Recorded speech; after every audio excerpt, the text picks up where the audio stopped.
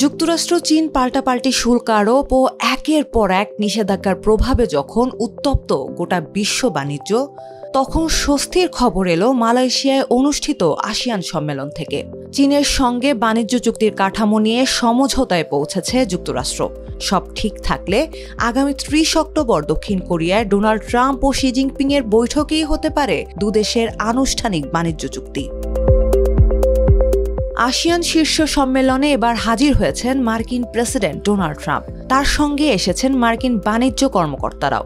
সেই সম্মেলনের ফাঁকেই চীনের শীর্ষ বাণিজ্য কর্মকর্তাদের সঙ্গে বৈঠকে বসেছিল মার্কিন বাণিজ্য প্রতিনিধিরা। সেখানেই দুদেশের বাণিজ্য চুক্তির কাঠামো তৈরি হয়েছে। বাণিজ্য কাঠামোর ব্যাপারে মার্কিন অর্থমন্ত্রী স্কট বেসেন্ট বলেন, যুক্তরাষ্ট্র ও চীন একটি সম্ভাব্য বাণিজ্য চুক্তির কাঠামো নিয়ে একমত হয়েছে, যা এই সপ্তাহের শেষের দিকে তাদের নিজ নিজ নেতাদের বৈঠকে আলোচনা করা হবে।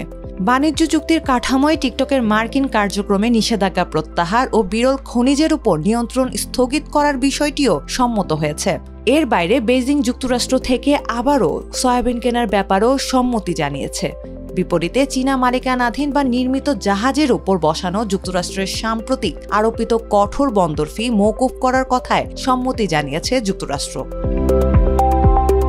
চীনের সয়াবিন কেনার বিষয়ে বেসেন্ট বলেন, আমি একজন সয়াবিন চাষি, তাই আমি ওই যন্ত্রণা অনুভব করেছি। তাই তো কৃষকদের উদ্বেগের বিষয়ে আমরাও চিন্তিত। চীনের সঙ্গে এই চুক্তি সয়াবিন চাষিদের যন্ত্রণা থেকে মুক্তি দেবে। এই বৈঠকের আগে চীনা পণ্যের উপর ১০০% শুল্ক আরোপের ঘোষণা দিয়েছিলেন ট্রাম্প। পাল্টা পদক্ষেপ হিসেবে যুক্তরাষ্ট্র থেকে সয়াবিন কেনা বন্ধ করে দেয় বেইজিং। সেই সঙ্গে মার্কিন পণ্য আমদানিতে শুল্ক আরোপ করে। অন্যদিকে নিরাপত্তার কারণ দেখিয়ে চীনা ভিডিও শেয়ারিং প্ল্যাটফর্ম টিকটকের মার্কিন কার্যক্রম মূল কোম্পানি থেকে সরিয়ে নেওয়ার চেষ্টা করে ওয়াশিংটন। পাল্টা পদক্ষেপ হিসেবে প্রযুক্তি শিল্পের অন্যতম কাঁচামাল বিরল খনিজের উপর নিয়ন্ত্রণ আরোপ করে শি প্রশাসন।